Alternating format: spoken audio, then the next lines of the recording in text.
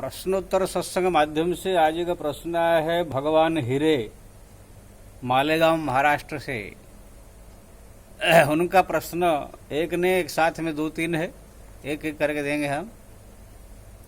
पहला प्रश्न उनका कि क्या नाम जप से अल्प मृत्यु टल सकता है।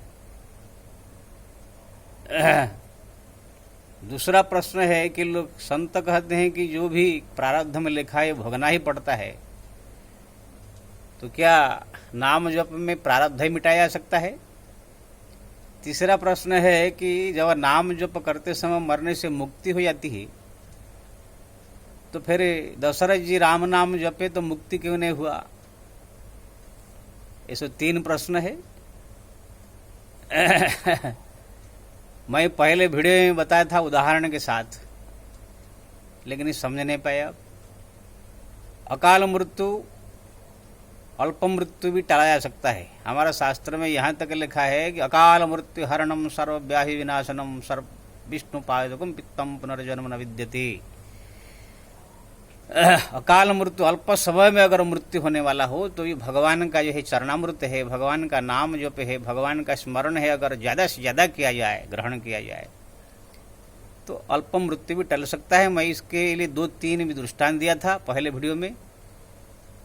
एक है जो है नंदी भगवान जो है शंकर जी के सामने, उनका मात्र 20 साल उम्र में मृत्यु होने वाला था। जब उनके पिताजी को मालूम पड़ा पिपलाद मुनि को कि 20 साल में मर जाएगा, तब उनने नाम जप करवाया तो अजर अमर हो गए सब दिन के लिए। मार्कंड ऋषि मात्र 6 महीने मरने वाले थे, उनके पिताजी को मालूम पड़ा तो उनने संत के चरण में उनको प्रणाम करा के आशीर्वाद लिया और हरिनाम जप करवाया, तो आज अजर अमर है।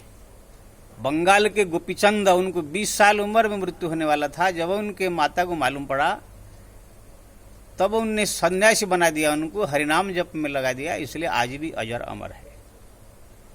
तो दुनिया में बहुत ऐसे लोग को अल्प मृत्यु को टाल दिया है। और तुलसीदास जी ने भी लिखा है कपालम मंत्र महामणि विषय ब्याल के मेटत कठिन को अंक भाल के। भगवान का नाम में इतना शक्ति है जो कपाल में लिखा हुआ मिटा देता है। अब सबसे पहले मैं आपको सिद्धांत बताऊंगा, ये कपाल में लिखने वाला कौन है। जमराज ब्रह्मा जी ये सब लिखते हैं। अब ब्रह्मा जी जमराज दोनों ही भगवान नारायण के किंकर है, चरण का दास है। जब उनका भक्त कोई भजन करे, भक्ति करे, पूजा पाठ करे, भगवान चाहे तो उनका लेख को मिटा नहीं सकते हैं, जो लिखा है वो मिटा सकता है। आप सुने होंगे भगवान कृष्ण के चरित्र में सांदीपनी गुरु के उज्जैन में जो है भगवान कृष्ण विद्या अध्ययन करने गए थे। जब गुरु दक्षिणा मांगने को कहा तो गुरु माता ने कहा मेरे पुत्र आज से 12 साल पहले समुद्र में डूब कर मर गया था, उनको ला के दीजिए। अब भगवान गुरु दक्षिणा पूरा करने के लिए जो है जमराज के नगर में गए। जमराज से कहा, जमराज ने कहा महाराज उनका मृत्यु जो है हो गया था, अल्पकाल में उसका मृत्यु था, अब मर गया, और अगर आपको हम वापिस देंगे तो ये नियम विरुद्ध होगा। भगवान कृष्ण ने कहा ये नियम फियम छोड़ो, गुरु दक्षिणा के लिए मेरे को वापिस करो। तब जो है उनके पुत्र जैसे रूप रंग था ऐसे ही शरीर उनको प्रदान किया गया। उनके कर्म फल सब खत्म करके जैसे कि तैसे ला करके जो है गुरु माता को जो है उनके पुत्र भेंट किया। ये क्या है, कर्म फल मिटाया हुआ कि नहीं। वो जबकि जाकर कोई कहाँ भोग कर रहा था जमराज के नगर में, कहाँ कहाँ उनको पहले ऐसा बना के दिया गया। माता देवी के 6 पुत्र को कंस ने जो है मार दिया था। जब माता देवकी ने भगवान कृष्ण से कहा पुत्र मैं एक चीज मांगू, बोलो माँ। ना मेरे 6 पुत्र को जो है तुम्हारा 6 भाई को कंस ने मामा ने मार दिया था, उनको मैं जैसे वो लोग पैदा हुए थे समय था देखा था, मैं ऐसे ही देखना चाहती हूँ। भगवान कृष्ण तुरंत जमनगर गए। जमराज ने कहा महाराज यहाँ पर ये लोग नहीं है, पाताल में उन लोग को जन्म हो चुके हैं। पाताल में भगवान गए, वो 6 जो है पैदा हुए थे वहां पर, उनको जो है जैसे माता देवकी देखा था छोटा सा बालक, ऐसे ही उनको छोटा बालक बना करके माता देवकी के गोद में लाकर दे दिया। माता देवकी उनको प्राप्त करके बहुत मगन हो गई। बाद में भगवान कृष्ण ने जब समझाया फिर उन लोग को जो है वैकुंठ भेज दिया। तो कहने का मतलब ये है जब ऐसे नहीं होता तो भगवान का भक्ति, भगवान का नाम, भगवान के पूजा पाठ में इतना शक्ति नहीं होता तो ऐसे कैसे। ये जो कर्म फल भोगने की बात आपने कहा, जो कर्म में लिखा हुआ भोगने का, ये साधारण इंसान जो भजन नहीं करते, भक्ति नहीं करते, पूजा पाठ नहीं करते, जप तप नहीं करते हैं, या करते हैं तो थोड़ा मोड़ा करते हैं, ये लोग का जो है किस्मत का जो है जो लिखा हुआ प्रारब्ध मिट नहीं सकता। दूसरा प्रश्न आपका जो है प्रारब्ध क्या मिट सकता है, जो अवश्य भोगना ही पड़ता है, जो आपने कहा ये सामान्य जनता के लिए। जैसे रेलवे में कोई भी यात्रा करे तो यहाँ से बम्बई से अगर दिल्ली जाए तो 555 रुपया की 600 रुपये टिकट है, लेकिन सबके लिए कानून नहीं है। जो सीनियर सिटीजन है उनके लिए वो आधा पैसा हो जाता है, चाहे एसी में जाओ, थर्ड एसी में जाओ, कहीं भी जाओ। कोई अगर वीआईपी जो एमपी एमएलए जाते हैं उनके लिए और ही जो है फ्री हो जाता है, अपंग के लिए और ही फ्री हो जाती है। हमारा देश का कानून भी सबके लिए समान नहीं है। मुसलमानों के लिए भी अलग कानून है, हिंदुओं के लिए भी अलग कानून है, अभी आपको मालूम नहीं है। ऐसे ही हमारा देश में हर एक चीज अलग अलग व्यक्ति के लिए है। रेलवे में आप सफर करते हैं तो सबके लिए समान नहीं है। तो ऐसे ही जो है भगवान के दरबार में भी, भक्ति क्षेत्र में भी आप सबको समान में लपेटने मत लीजिए।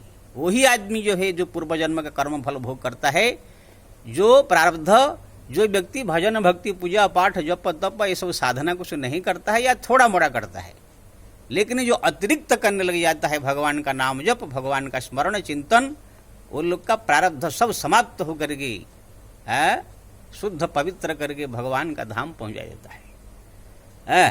अब आपने जो कहा कि अवश्य भोगना पड़ता है, दूसरी अगर भोगना ही पड़ता है तो जयंती वेश्या जो प्रतिदिन वेश्यागिरी करती थी, एक तुत्ता को राम राम राम पढ़ाती थी, मरने के बाद पुराण में कथा है कि भगवान के दूत आकर विमान में बैठा कर उसको ले गए।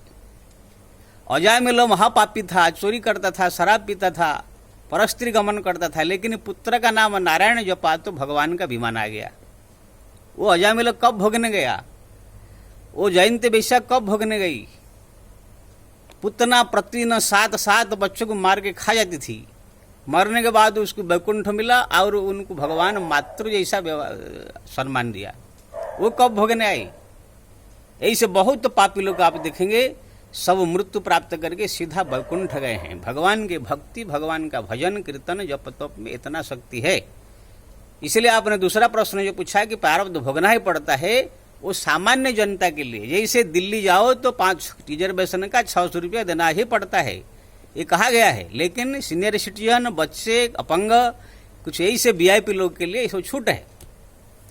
ऐसे ही भगवान के भक्ति में जो ज्यादा लिप्त है उनके लिए बहुत सारे नियम कानून हमारा शास्त्र का छूट है। तीसरा प्रश्न आपने जो पूछा कि दशरथ जी जो है मरे तो राम नाम जप के मरे, तो फिर उनका मुक्ति क्यों नहीं हुई? देखिए, दशरथ जी का मुक्ति रिजर्वेशन है। कोई कोई भक्त होते हैं भगवान का भजन कीर्तन करके वो चाहते कि हम संसार से मुक्ति नहीं होंगे, दोबारा जन्म लेंगे। जैसे हनुमान जी देखिए, वो कितना साधना किया, जब भगवान वैकुंठ गए हनुमान जी पूछे तुम चलोगे ना, कहा मैं नहीं जाऊंगा, मैं पृथ्वी में रहूंगा। तो हनुमान जी की इच्छा है, जब तक रहेंगे, जब उनकी इच्छा हो फिर चले जाएंगे अपना वैकुंठ। युधिष्ठिर महाराज जो है मरने के बाद वो भी वैकुंठ नहीं गए, स्वर्ग में गए, क्योंकि ना उनकी इच्छा था स्वर्ग भोगने की। स्वर्ग जब भोग पूरा हो जाएगा उनकी इच्छा, फिर वैकुंठ चले जाएंगे। ऐसे हनुमान जी का जब यहाँ इच्छा पूरा हो जाएगा तो वैकुंठ जाना, मुक्ति पाना उनका रिजर्व है। ऐसे ही दशरथ जी महाराज राजा थे, उनके मन में राजभोग तो कर लिया था, थोड़ा स्वर्ग भोग करने की इच्छा था, इसलिए मृत्यु के बाद स्वर्ग में गए। लेकिन मुक्ति उनका रिजर्वेशन है, जब उनकी इच्छा हो जाएगा अब स्वर्ग त्याग करके भगवान के धाम चले जाएंगे, तब फिर वो तुरंत भगवान धाम के लिए चले जाएंगे। मुक्ति उनका रिजर्व रखा गया है। हमारा कुछ ऐसे भक्त है, जैसे नरसिंह मेहता कहते हैं, हरि राम भक्त तो मुक्ति न मांगे जन्म जन्म अवतार रे। जो हरि का भक्त होता है कोई कोई, वो मुक्ति नहीं मांगते हैं, हम जन्म जन्म लेकर के भगवान का ऐसे भजन भक्ति करते रहेंगे। तो ये अलग अलग भक्तों की इच्छा है। अगर कोई भक्त की इच्छा है कि हम इस संसार में जो है जन्म लेंगे, राजा बनेंगे, देश को धर्म प्रचार करेंगे, ये करेंगे वो करेंगे, तो भगवान उनकी इच्छा को भी पूरा करते हैं। राम सदा से बल सब करो चिराखी, वेद पुराण संत सुर साखी।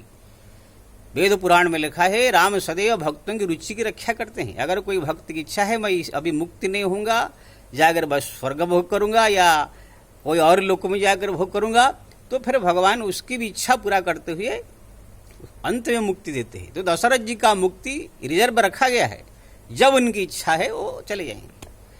तो ऐसे भगवान जो है ऐसे जबरदस्ती किसको मुक्ति नहीं देंगे, भक्त की इच्छा को जो है विचार जान करके भगवान उसकी इच्छा को पूरा करते हैं। तो आपने 3 प्रश्न पूछा था, प्रारब्ध कटता है कि नहीं, काल मृत्यु कटता है कि नहीं, तो आप और जो है दशरथ जी का मुक्ति क्यों नहीं हुआ, ये सब आपने ये सुना। अब जो है आपका मन की शंका समाधान हो जाएगा। इसलिए हरिनाम जपने में लग जाइए, भगवान का भजन कीर्तन कीजिए, धाम कीजिए, तीर्थ कीजिए, जप तप कीजिए। बड़े बड़े पदार्थों को जला करके भस्म कर देता है, अकाल मृत्यु को जो जलाकर भस्म कर देता है, ये हरिनाम, ये हरि की भक्ति है। जय श्री राम।